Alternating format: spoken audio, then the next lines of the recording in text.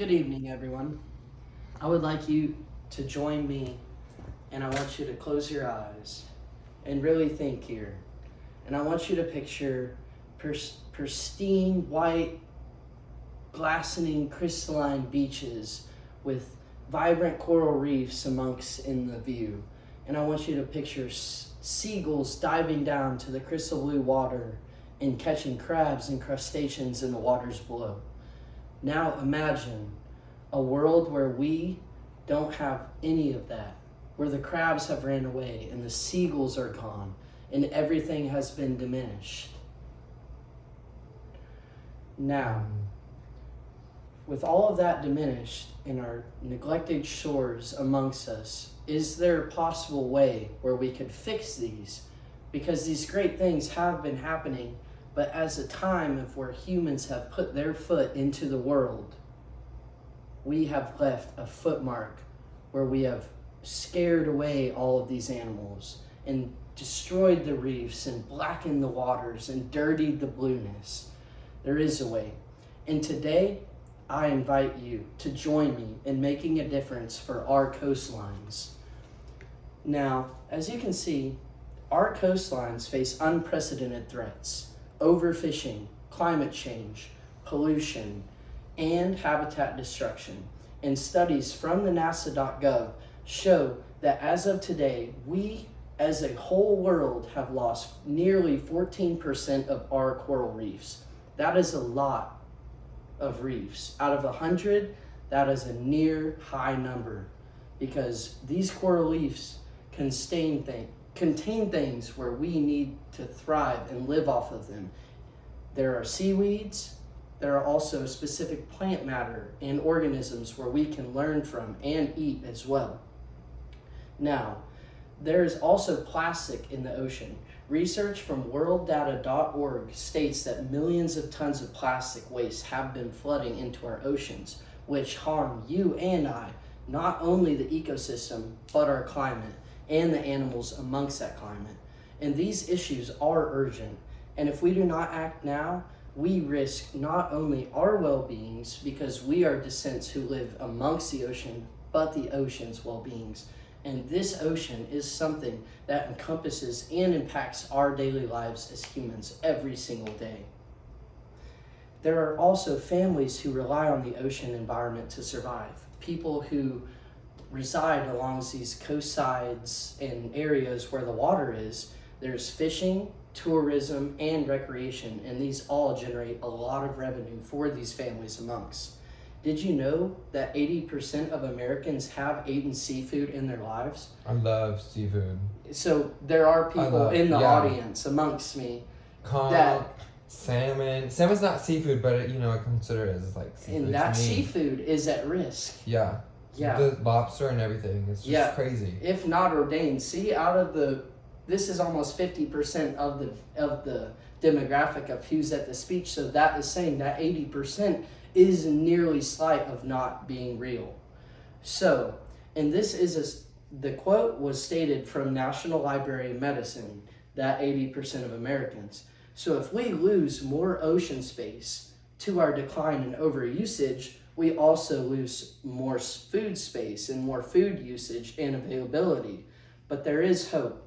The CCA, which is dedicated and supporting and keeping and preserving our coastal ecosystems and the wildlife amongst them, we and you can help fund a crucial project that will benefit our coast.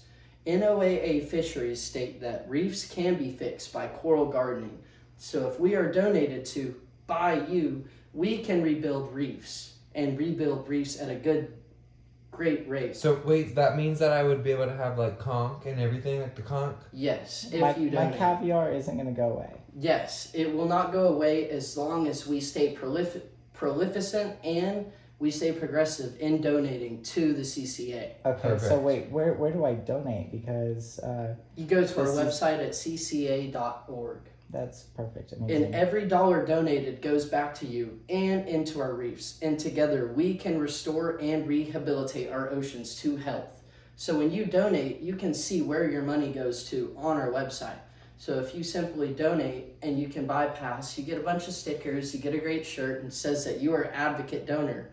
But you can also see where all this money advocates into per state. So I can put those stickers and everything like on my car windshield and stuff and get more people to donate? Like. Yes. And is there a minimum for how much you donate? No, every dollar counts and there's never too much or too little. Everything can help. Awesome. It's awesome.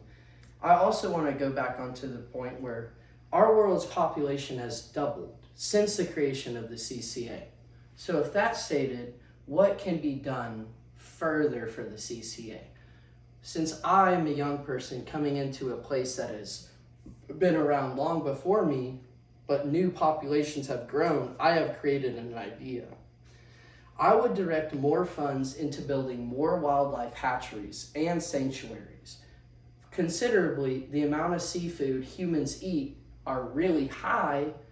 What could I possibly do to make these high numbers be matched? That's simply to create more breeding grounds, which also increases populations, and that means more consumption for us. So if there's more places built and more coral reefs that have been invested in and into creation, we have more chances to sustain our desire in buying more seafood and eating it. I think that's a great idea because if you were to create your own, how would you say it, like breeding grounds for wildlife, like seafood wildlife, then most of that eventually could be used for food and everything. And You're then right. Once Adding everything, on to that, yeah. I think, well, I do have a question. Geographically, is there a place that we already do that? Is there maybe a spot where they have already started to develop that? all along the East Coast, actually. So all the Okay. way from the southern tip to Texas to the top of Maine. CCA has been... So the Gulf and the Atlantic. Yes, we're per state though. So if you donate for a New York to a Maine state, all those funds stay within that jurisdiction and that organization. Each state has its place. Texas being the biggest, Georgia being mid-range, mid-ranking, Florida as well, because there's a lot of game fishing there. Yeah. There's also a lot of hunting. But with the donation to that certain area, those funds stay allocated within them. Would you say that the tourist attractions in Florida are fighting against this